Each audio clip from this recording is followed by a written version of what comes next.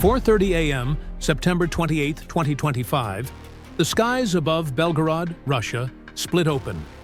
4 American-made HIMARS missiles scream through the fog at Mach 25, streaking toward their target 43 miles away. Inside a nearby S-400 Triumph bunker, Russian operators stare at blank radar screens. Their billion-dollar shield sees nothing. In 90 seconds, everything they protect will vanish into darkness. Their unseen attackers aim for the Novi Oskol substation, the beating heart of the region's military grid. It powers the S-400 radar, fuels tank depots, and sustains battlefield communications.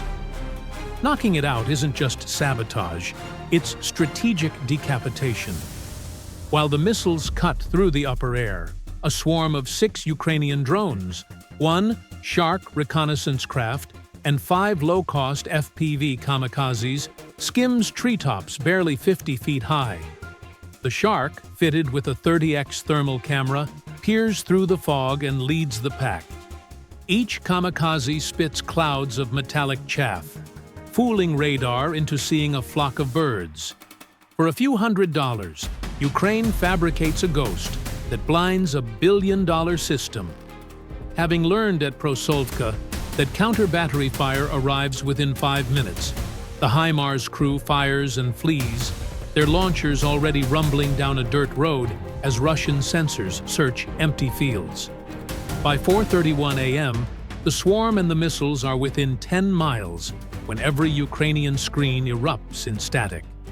The Kasuka-4, a $50 million Russian jamming array, floods the air with electronic poison, spoofing GPS, scrambling signals, turning the sky into white noise. 1 FPV, blind and helpless, slams into a tree. But the Ukrainians know the machine's weakness. It devours electricity. Run at full power for 15 minutes, and it must cool down or fry itself. Worse for the Russians, its filters can't tell a drone from a bird. The commander acts. Fog Phantom Swarm. Execute. The drones unleash chaff. Radar blossoms with false wings. The Kalman filter in the Russian computer chokes on hundreds of phantom targets. Meanwhile, the first HIMARS, denied GPS, flips to inertial navigation, flying by its internal compass. Beneath the jamming field, the Shark paints the main transformer with an invisible laser dot. The missile now has one command: fly to the light. As the Russian EW officer struggles with a sky full of digital pigeons, the Ukrainian crew fires a second missile from a new site. Overloaded, the Kasuka operator reboots. The jamming dies. For a breath, the sky clears, just long enough for Russia's next nightmare to wait. The Panzer S-1 activates, hurling a 57 E-6 interceptor at 230 feet per second. It catches the first HIMARS mid-flight. A blinding fireball, then silence. 1 FPV disintegrates in the shockwave. Sweat beads on the Ukrainian operator's brow. 3 missiles left. Yet the fog blinds the Panzer's sensors, its targeting lagging 2 seconds, an eternity against 60mm drones. The hills ahead bend radar like armor. Split the swarm! 4 FPVs dive through birch trees, dropping flares that blaze hotter than Vegas fire, dragging the Panzer's aim. The Shark hugs the hillside, holding its laser lock.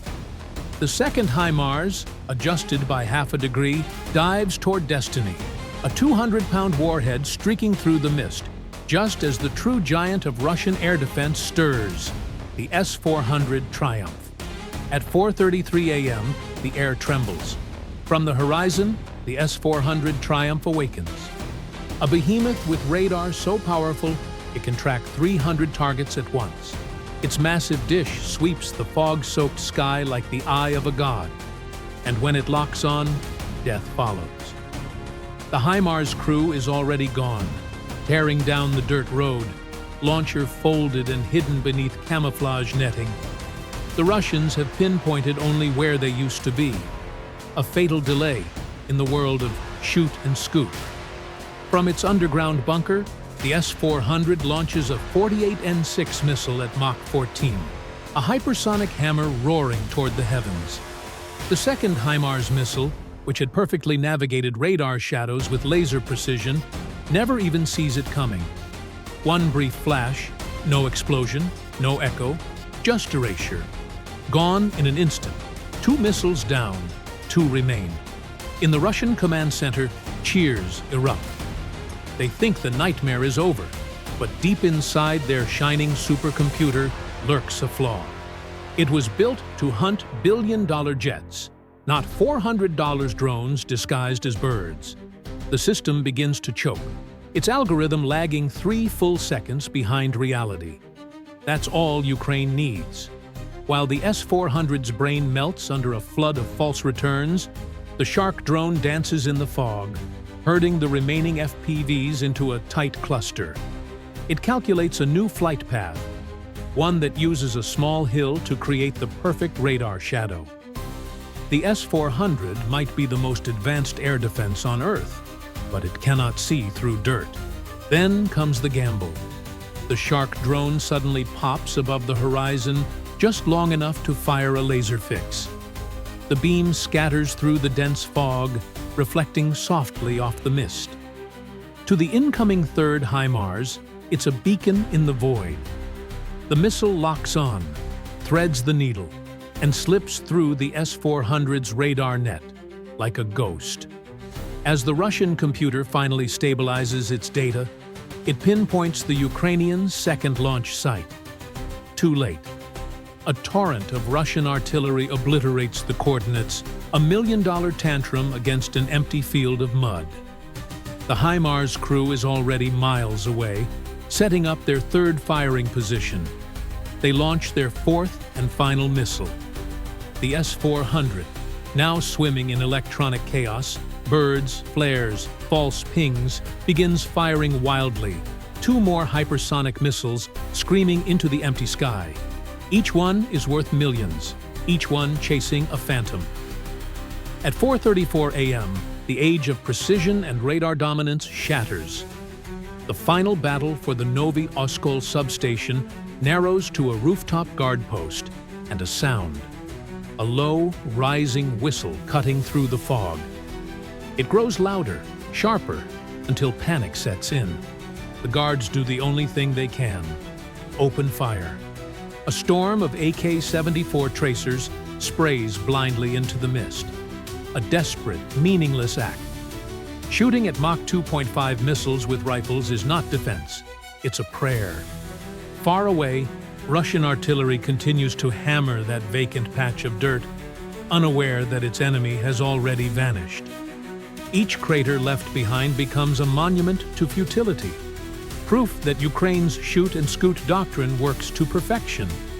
In the Ukrainian command bunker, the operator wipes condensation from his screen. Through the Shark's thermal camera, he sees the guard's muzzle flashes glimmer on the rooftop. They're a distraction, one final obstacle between the missiles and victory. He makes a brutal choice. He redirects one of the last FPV drones, turning his decoy into a weapon. It's no $150,000 smart bomb, just a $400 3D printed kamikaze with a small charge zip-tied to its frame. But it's all that's needed. The drone dives. The guards glimpse it too late, a black blur buzzing out of the fog. Impact. Silence. The rooftop defenders are gone, erased by the cheapest weapon in the war. Now, nothing stands between Ukraine's last 2 HIMARS missiles and their target. At 4:45 a.m., the sky above Belgorod holds its breath. The Shark drone hovers steady, its laser painter locked on a single dot, the heart of the Novy Oskol substation. Beneath it, giant transformers the size of houses hum like sleeping beasts, unaware that death is seconds away. The Ukrainian operator zooms in. Through the thermal haze, he watches Russian soldiers on nearby rooftops firing flares wildly into the fog, each burst glowing red before vanishing into nothing. They know the missiles are coming. They just don't know where. Inside the bunker, the clock ticks. The two remaining HIMARS missiles are seconds from impact, traveling Mach 2.5, only 50 milliseconds from target. The operator counts under his breath. 3, 2, impact. Then another. Two perfectly timed detonations, less than a second apart, rip through the night. But these are not ordinary explosions. The 200-pound American warheads don't simply burst, they burrow. Each is designed to penetrate 12 inches of reinforced concrete before unleashing its fury. The first missile punches through the substation's outer shell, embedding itself deep within the main transformer. The second follows, slamming straight into the central switching hub. Then, both detonate simultaneously. A phenomenon known as the Monroe effect takes over. Shaped charges focus the blast into a jet of molten plasma traveling 7,000 feet per second. It slices through armor, wiring, and copper like a blade through paper. Inside the facility, reality collapses. Transformers explode. Circuit breakers vaporize. The substation convulses as arcs of electricity the size of cars leap 100 feet into the fog. The power grid implodes in a chain reaction so violent that the shockwave can be felt miles away. In seconds, 1.5 million Russians are plunged into darkness. The S-400 Triumph, the god of the skies, goes blind. The fuel depots feeding tank divisions fall silent, their pumps dead. Every radar, every communications node in the sector goes offline. The cost to Russia, $1 billion blackout. The cost to Ukraine, 4 missiles, a handful of drones, and a plan executed with surgical perfection. From above, the Shark drone still circles, camera trembling from the shockwave. Below, the massive power transformers glow like dying suns.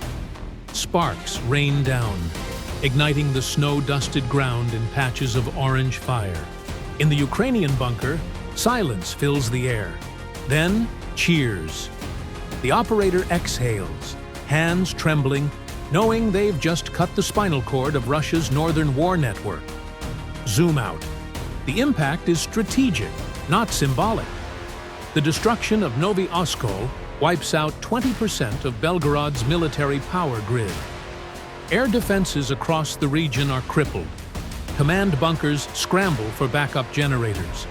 Supply convoys stall as fuel pumps die. The Russians call it a temporary outage. But Ukraine knows the truth. This is a checkmate in slow motion. Moscow will have to reposition air defense units from the front lines to protect its power hubs, weakening its grip on Donbass and exposing refineries already bleeding from 16 previous strikes. Each refinery crippled, each oil terminal burning, bleeds 1 million barrels of output a day. From a bunker near Kharkiv, a handful of operators using American HIMARS and homegrown drones have rewritten the balance of the war. They've turned a single node of Russia's energy empire into a crater of molten steel and silence. And as the camera feed fades to static, a single line flashes on the Ukrainian screen. Target eliminated. The battlefield has gone silent. Where once the Novy Oskol substation roared with energy, there is now only smoke and the faint crackle of dying wires. In the frozen dawn, Ukraine's victory glows faintly through the fog, a masterpiece of precision, deception, and patience. For Russia, the consequences are immediate and devastating. The S-400 Triumph, once the guardian of the skies, now stands blind and useless. The fuel depots lie still, their pumps frozen mid-stroke. The great machine of war, starved of power, of direction, has been paralyzed. From a bunker near Kharkiv, the Ukrainian operators watch the blackout spread across the grid map. What began as a daring strike has become an energy war, a new front fought not with tanks, but with circuits and code. This single mission, carried out with 4 missiles and a handful of homemade drones, has severed the lifeline of an entire region. It is proof that intellect can outfight industry, that agility can defeat brute force. As the operator leans back, the screen flickers with a question for the future. Ukraine has blinded the S-400. So what's next? The Kerch Bridge? A command bunker? Or something even deeper?